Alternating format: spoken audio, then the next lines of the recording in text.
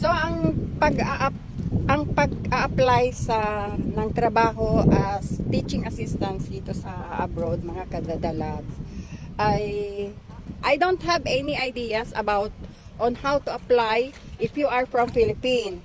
Hindi ko alam kung anong proseso diyan, but I can only share kung nandito na kayo sa Doha. So, dito sa Doha, mga kadadalags, maraming school, maraming big school, preschool, nurseries. So, lahat yan ay nag-hire sila always, all the time, especially sa nursery. So, kung matyaga lang tayo at hindi tayo nagpipili ng work, inshallah, we can easily to get into our job as teaching assistant. So, ayun. Ang buhay naman ng mga teaching assistant dito, ang work naman dito, ang advantage ay ang trabaho ay 5 days in a week lang. So you have the time to get extra income, like mag-babysit tayo or mag-tutor.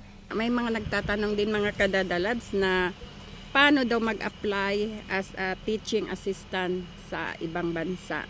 To apply, sorry to say, I don't have any ideas on how to apply sa Pilipinas para pumasok ng trabaho sa school sa ibang bansa. Ang masasabi ko lang, pag tayo ay nandito na sa ibang bansa, madali na tayong pumasok sa trabaho sa school. To work in school or to apply in school as teaching assistant or teacher's assistant, marami tayong option mapasukan as long as hindi tayo pumipili sa trabaho natin. In the first place, marami pong nursery, big school na mayroon din silang preschool that we can apply na pwede tayong pumasok as teaching assistant. And dahil believe din sila sa kakayanan ng Pilipino. So, yun, pwede kang pumasok pag nandito ka na din sa bansa nila. Mag-walk-in ka or through referral, through friends. So, kung suswertihin ka, tatawagan ka for interview, and then it depends on your skills, capability to show your knowledge and experience to them. So, siguro madali ka rin matanggap as long as hindi ka pumipili ng sweldo. So, with regards to salary, mga kadadalads, ang sweldo ngayon sa mga nursery, minimum is above. Depende sa school. Minsan naman, merong with accommodation and transport, yun na yun. Kasi mahirap din, mga kadadalads, pag tumanggap tayo ng sweldo at walang accommodation at saka transport, wala ka doon. Kasi dito, ang accommodation, minimum na makakakuha ka ng bed spacer pa yan, ha? Noon yon 500. So ngayon meron ng 1,800, ganon. So ang transport, mataas ang transport. So kaya kung tatanggap ka ng trabaho sa school, kung bibigyan ka ng sweldo with accommodation and transport, pwede na yon. So sorte-sortehan lang. Kung meron namang mga meron, at saka sa school kasi ang trabaho, kahit gano'n ang sweldo mo, makakapag part-time ka kasi Friday, Saturday walang pasok.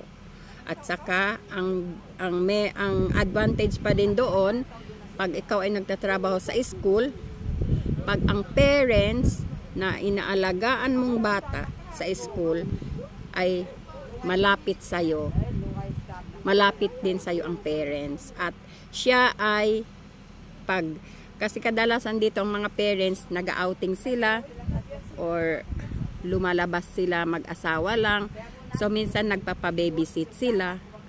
or yun. So kung malapit ang bata sa'yo, pinagkakatiwala na nila ang anak nila sa'yo. So yun, bibigyan ka per hour, magbabantay ka sa anak nila habang sila ay wala sa bahay, babantayan mo ang anak nila 2 to 3 hours, ganon. Yung iba naman, pag nasa ano ka, mag-tutor ka. Tutor, yung magtuturo ka sa estudyante. Meron mga elementary or even yung preschool. Hindi naman yung preschool talaga, mga kinder. Mga 5-year-old, tuturuan mo sa bahay nila. Mga year 1, year 2 per hour. Plus transport kung saan ang bahay mo. Yun ang advantage naman ng trabaho sa school. At the same time, kahit mababa ang sweldo mo, pag malakas ka sa part-time, malakas din ang ano.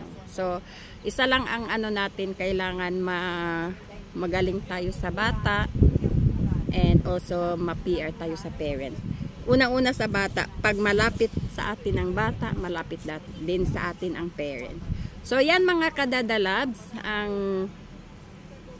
ang maisi-share ko sa inyo tungkol sa teaching assistant job here in abroad. So, kung meron man kayong tanong, just comment down below.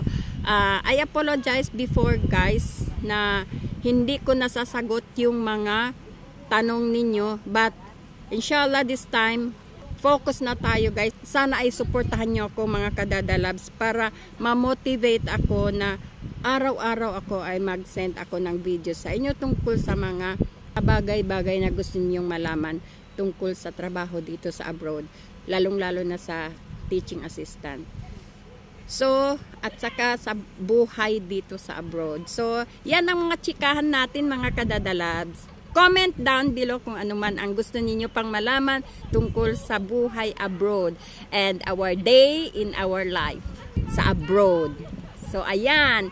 So, maraming salamat. Sana ay may natutunan kayo sa maikli kong videos ni Dada Labs, A Day in My Life. So, maraming salamat. Good morning, good afternoon, good evening po sa inyong lahat. Sa ang sulok ng mundo man po kayo naroroon. Welcome to Dada Labs. Bye!